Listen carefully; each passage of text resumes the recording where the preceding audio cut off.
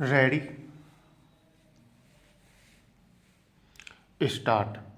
अपीलार्थी अनुसूचित जाति का था जबकि पीड़िता ईसाई समुदाय से संबंधित थी। पूर्णविराम।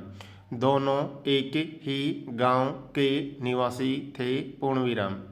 पीड़िता PW9 ने दिनांक 13/4/1999 को संबंधित थाने में एक प्रथम सूचना रिपोर्ट संख्या 25/1999 दर्ज कराई कि 4 वर्ष पहले अपीलार्थी ने चाकू की नोक पर उसकी लज्जा भंग की और उसके बाद उससे विवाह करने का आश्वासन देकर उसने 4 वर्षों में अनेक बार उससे शारीरिक संबंध बनाए और FIR दर्ज कराए जाने के 4 दिन पहले 9/4/1999 को भी उसने उसके साथ शारीरिक संबंध बनाए,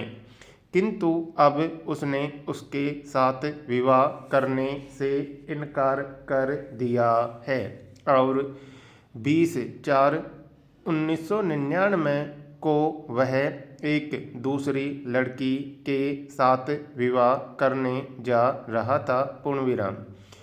कथित FIR के आधार पर प्रारंभ अभियोजन कार्यवाही एवं विचारण में अतिरिक्त न्यायिक आयुक्त रांची ने साक्ष्यों के आधार पर अपीलार्थी को भारतीय दंड संहिता की धारा 376, 223 और 341 के अंतर्गत दोष सिद्ध एवं उपर्युक्त धाराओं में क्रमशः 7 वर्ष, 1 वर्ष एवं 1 महीने के कारावास का दंड दिया। पूर्णविराम।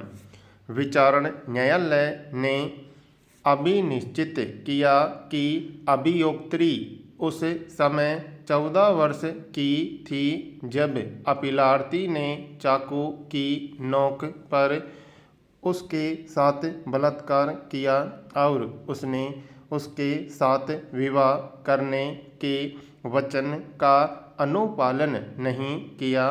पूर्णविराम।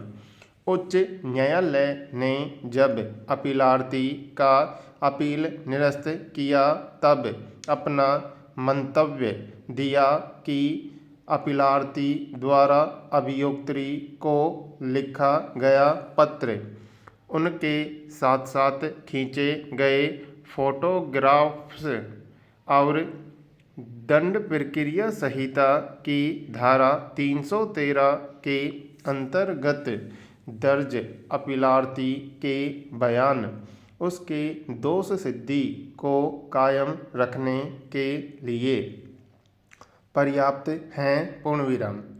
व्यथित होकर अपीलार्थी ने उच्चतम न्यायालय में यह SLP अपील प्रस्तुत किया। पूर्णविराम। पैरा। अभियोक्त्री ने अपने बयान में घटना के समय अपनी उम्र 16 वर्ष बताया था, किंतु बाद में उसने स्वयं संशोधन किया और अपनी उम्र 13 वर्ष बताया। पूर्णविराम। उसने आरोप लगाया था कि चाकू की नोक पर अपीलार्थी ने उसकी लज्जा भंग उस समय किया था जब वह स्कूल से घर जा रही थी, किंतु स्कूल का नाम न तो वह बता सकी और न ही उसके माता पिता। पूर्णविराम। स्कूल के आधार पर दस्तावेजी साक्ष्य द्वारा अभियोक्त्री के उम्र का भी कोई साक्ष्य पेश नहीं किया गया है। पूर्णविराम। अन्य साक्ष्यों में भी उसके उम्र के संबंध में अनेक विभिन्नताएं हैं पूर्ण विराम। विचारण न्यायालय के समक्ष अभियोक्त्री ने दिनांक 18/8/2001 को अपनी उम्र 20 वर्ष बताया, किंतु न्यायालय ने अंगूठे के नियम को लागू करते हुए उसकी उम्र 14 वर्ष होना अभिनिश्चित किया। पूर्ण विराम।